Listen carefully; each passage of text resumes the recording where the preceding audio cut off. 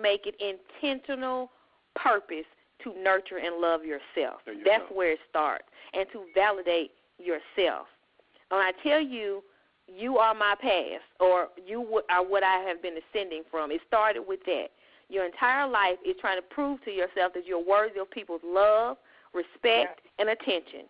And you lose yourself. You transform and become what they need in order for them to stay. You want to show them that you're so worthy, they should stay. And that's in friendships, romantic relationships. No, prove it to yourself. There you go. Nurture you. Set your intention and say, this is my spiritual practice. My spiritual practice is every day I'm going to look in the mirror and tell myself I love and approve of myself. And then I'm not going to just speak. I'm going to follow up with action. I'm going to do the things that a person who loves themselves would do. Yeah. That means saying no to people you don't want to say no to. That means canceling appointments that you really don't want to be at. Whatever it takes, that's what you need to do. Thank you so much, Ms. B. And thank you all so much for addressing that call so thoroughly. We are going to move into a next caller. Audrey has been holding on. Audrey, can you come on the line now? Thank you so much for holding in. Thank you for calling in this evening. What is your question? My question is, what do you do when you are acknowledging your pain, but your partner will not acknowledge their pain? Don't be quiet, sweetie. Go. You want me to? Okay. Can you be a little more specific with that? Give me an example of that. Well, I am well aware that I have anger issues. Yes. My partner and I just recently broke up. And due in large part because of my my anger issues. But my anger issues are out of knowing that there was some infidelity, emotional infidelity, which I think is worse than physical. So while I am trying to work through my anger issues and heal from my childhood pains and what have you, my partner doesn't acknowledge hers. It's kind of like I'm the only one with the issues, and she's perfectly fine. Okay. And I know that that's not true. Okay, but it doesn't matter because we're going to deal with you. You're the one on the phone, and you're the one calling. Mm-hmm. So we're going to just deal with you. I'm not even going to acknowledge your partner right now because they're not here. But I do want to ask you some questions. And I really want you to think about this. How serious are you about ascending? How serious is it for you? Are there any other options that you would choose instead of ascension right now? No, not one. Then it doesn't matter what's going on the other half right now. We're going to just deal with you, okay? And let's talk about this anger, because this is not the first time it showed up, is it? No. Okay. So it's not just that one person that's at fault right now, right? Because it showed up in other ways, in other people. Yes. Okay. So, and I'm not saying that this is all your fault, because that's not true. So don't get that, okay? But what I am saying, until you resolve this pain, you're just going to get more of the same. More of the same is going to keep showing up at your doorstep until I'm hearing right now, you need to let go. What are you holding on to that is preventing you to have love in your life? I don't know. Why is it so hard for you? Go ahead. I'm sorry, my computer shut down. That's fine. That's fine. I don't know. I don't know what I'm holding on to. You're going to have to find out.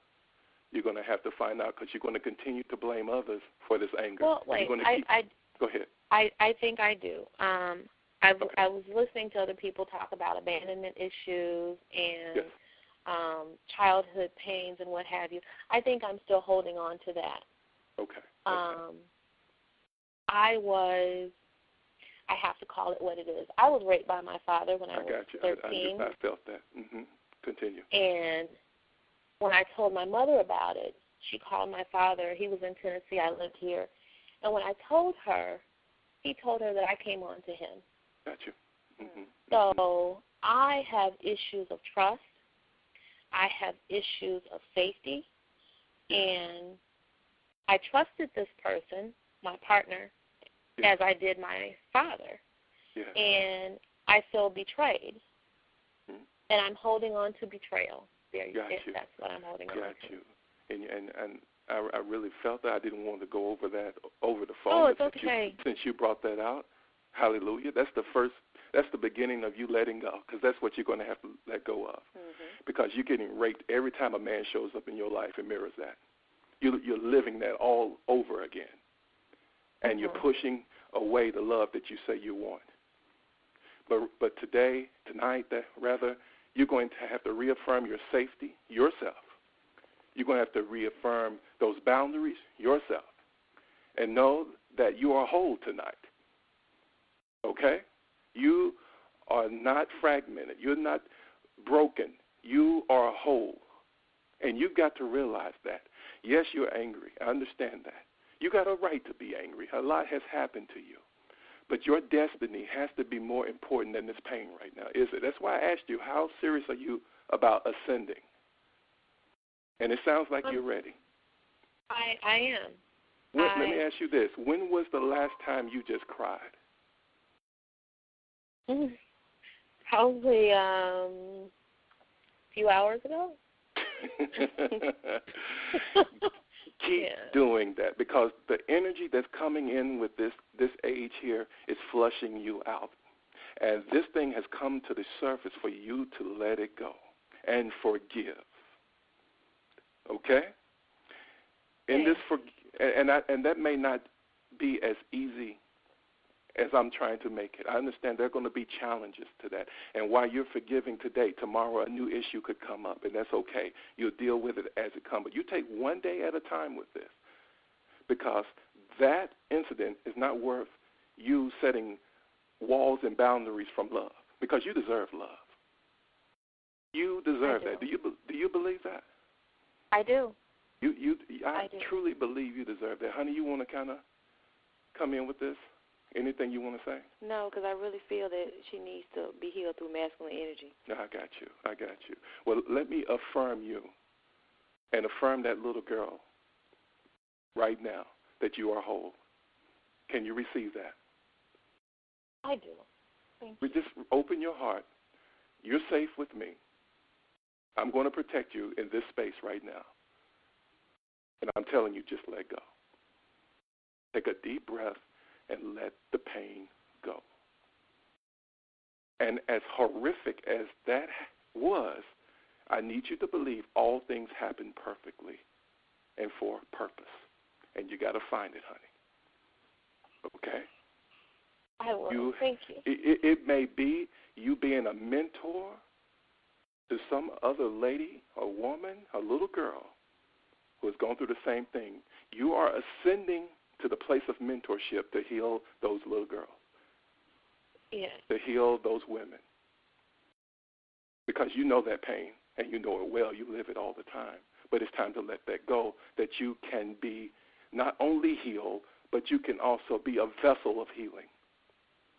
There are no accidents, and it was horrific, and I'm sorry that it happened, but it's time to let that go. What did you learn? What did you learn from the experience? What came up for you to let go?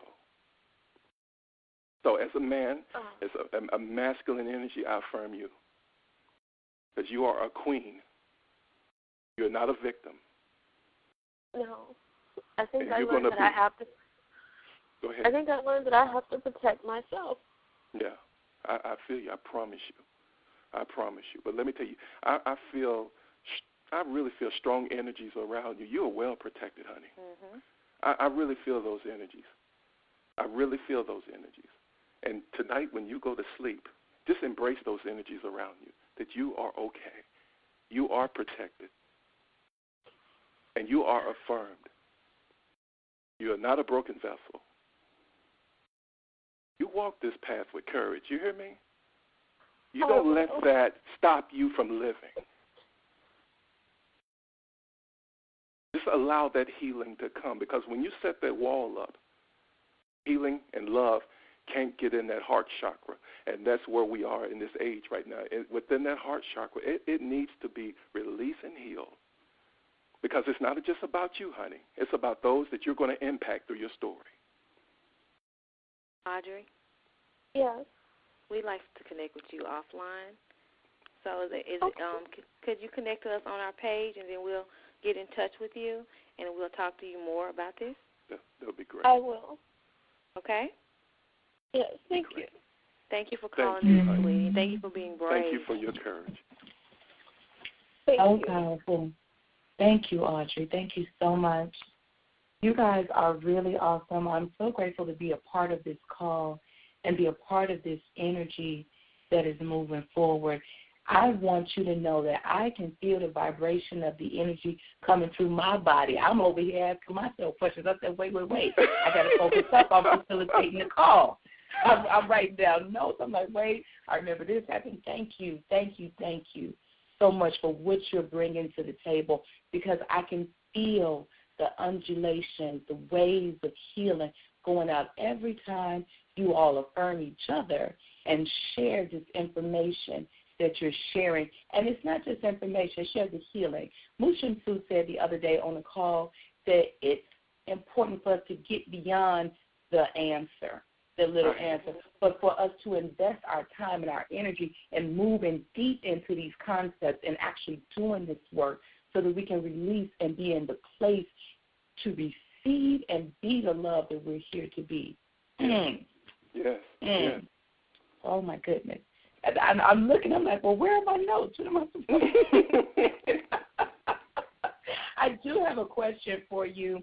I want to know what adjustment do you have to make to maintain and sustain your energy? And if you could kind of couple into that, what about your children?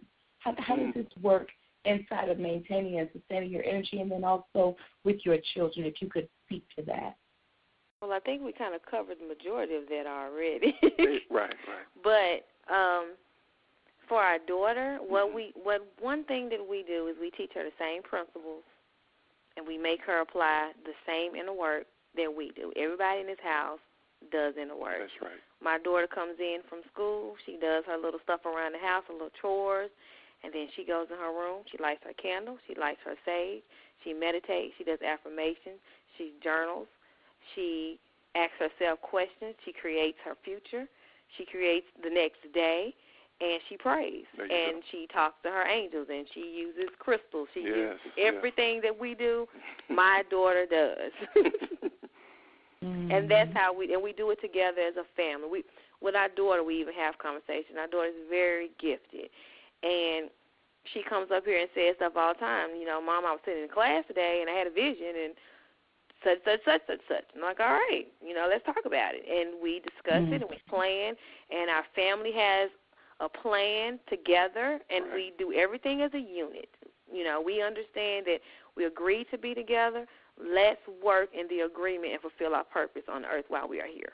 Right, because she's just 13. I mean, if I had this type of head start, and I don't like to go there because that brings up more pain, but at 13, I mean, angels visit her. She gives me and Jiquay insights from these angels. We get information from her at times. She's a powerful empath. She can feel us. She knows when something's off. And a lot of times she's still learning how to not carry other people's energy and, know that's not hers, And so she's now learning how to do that. So this house pretty much just smells like sage all the time, and that's okay. I'm cool with that, because when she gets my age, she's going to be a goddess, and that's what she's a goddess in the making now. And it just begins at home. If the parents would take the male child and balance those energies within him, male and female, and if the parents would take the daughter and do that, when their destinies come together, there won't be a lot of baggage to work through. Like me and Jiquay almost killing each other in the beginning. They can bypass that, and go into something greater, and that's what I'm happy about.